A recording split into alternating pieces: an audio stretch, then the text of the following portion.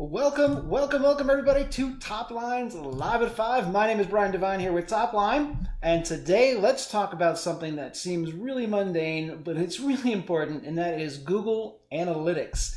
Now, the reason that this has kind of come up for me lately is that when we start working with clients that have really nice websites, we don't recommend that we create a new one or find somebody else to create a new one. Hey, if your site's great, let's work with it.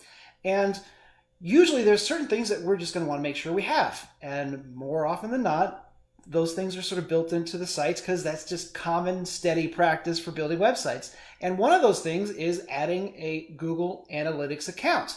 And what Google Analytics does is it tracks almost everything that your visitors do on your website so that you can get really good insight as to what's working, what's not working, how many people are coming, how long they're staying, are they leaving your site too fast, are they going to internal pages, all this really great information. And we're finding that these sort of the big website companies out there are not installing Google Analytics. And it's kind of frustrating because we need to show that what we're doing is working. And one of the easiest ways to do that is to say, hey, you started out with 200 people coming to your website and now there's 400, right?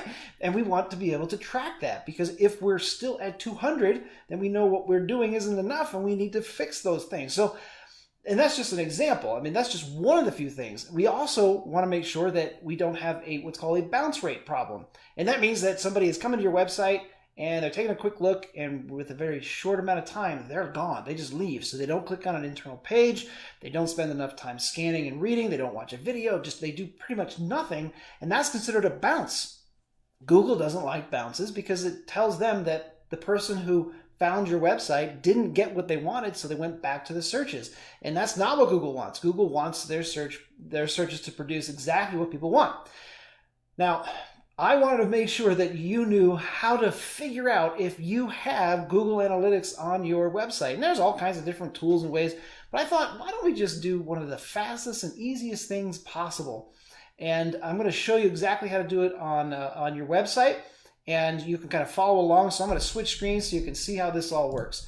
But this is just our website here, and all you want to do is you want to find just like some blank spot. Like you don't want to click on text or anything like that.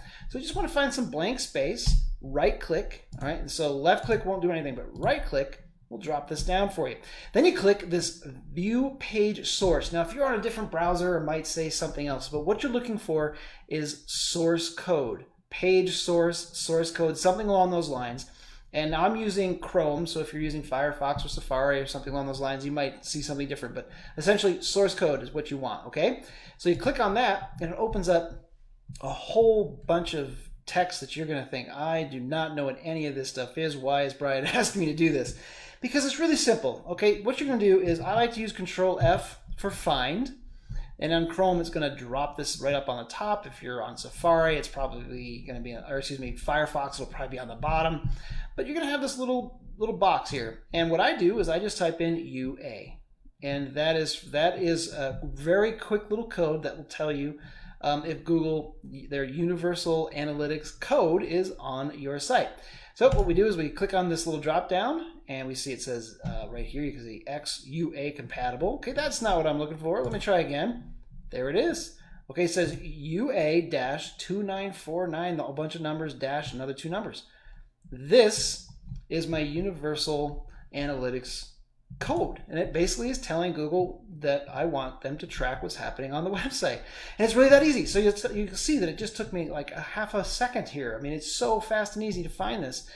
And I like to do it this way because then I can visually see, because there's some tools that sometimes they'll look for UA, sometimes they'll look for something else, and sometimes they miss it. But you'll see right here, right around that UA, it says googleanalytics.com. All right, so there it is. Then you know that you've got it on there. Okay. And the reason that I am bringing this up again is just because it is such a fantastic tool to get great information. It is absolutely free from Google. Now, years ago, we stopped using analytics and we started using our own tool. I think it was called PWiki or something crazy like that. Because we were thinking, hey, you know what? We're kind of gaming the system a little bit, right? We're doing everything we can to get our clients to show up on the first page of Google.